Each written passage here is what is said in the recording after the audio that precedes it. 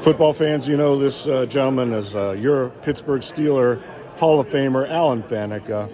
You're here at the Hall of Fame for the residency program. Would you tell us a little bit about what that's about? It's a program that brings us back into the community a little bit. We get to come back at a little slower pace than, say, Enshrinement Weekend. We get to go out and meet kids, meet families. Yesterday, I went to a high school and talked to their freshman class about setting goals. I had lunch for the birthday party for a World War II vet that turned 100. Shot the gun for a 5K race today. Went to some flag football. Just kind of bounced around all over, just having fun. Awesome, awesome. Speaking of induction, you're the class of 2021. All right. How many times have you come back to the hall, and what's it feel like when you do? Oh, I've come back multiple times. I haven't missed an enshrinement since I got in, plus trips like this kind of intermingled. I just love it, man. Always get a chance to come back when I can. I still see new things all the time. They're always changing things.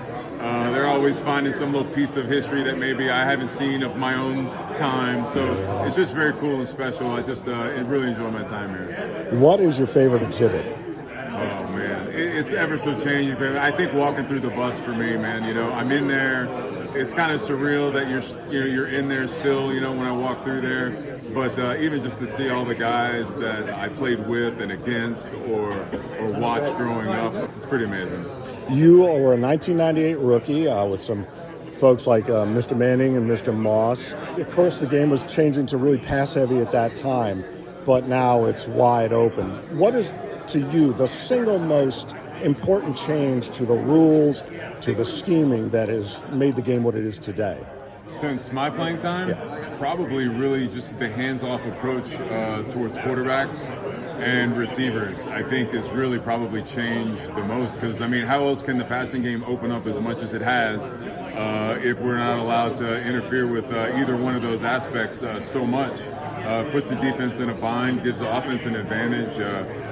It makes a receiver's job somewhat considerably easier when you're not worried about getting creamed going over the middle. And the same for the quarterback back there. You know, he knows when he's kind of hands off. You might stay in the pocket a little bit longer and hold the ball just a tick longer to get the ball down the field. At least you're protected by some means by the referees. Of all your career, what's the most recurrent trench warfare story that is the top of mind for your work?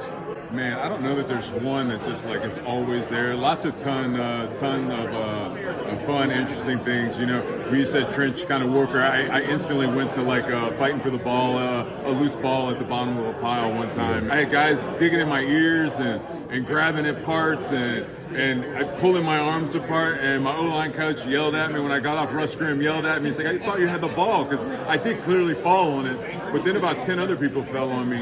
And, I just couldn't hold, while they were peeling people off, I couldn't hold two people pulling my arms and all the hands and the ears. I couldn't hold on to the ball. So that's instantly where I went with that. Mr. Russ Grimm, certainly a legend in his own right. You know, being a Steeler, we talk about the linebacker legacy and the legacy at center, Webster and Dermani and Marquise.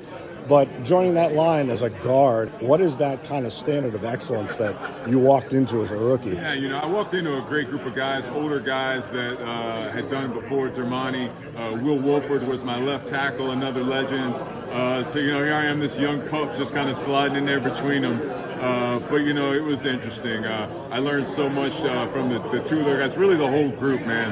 I came in with just a great group of older guys, Justin Strelzik, Jim Sweeney, Brendan Stye, all these guys took me under their wings and taught me the game on their level, right? The player level, the little things, and really just kind of guided that transition from college to the NFL. And it really gave me a great start. And to be playing next to Dermani, who's got one of these guys too, I'm still trying to figure out some of the things he did and how he did them, because he was just amazing at what he did. What is the most important aspect of being an offensive guard?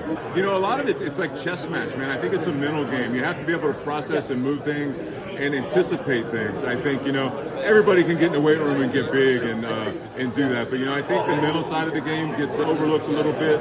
There's definitely a lot of thinking, a lot of chess match involved.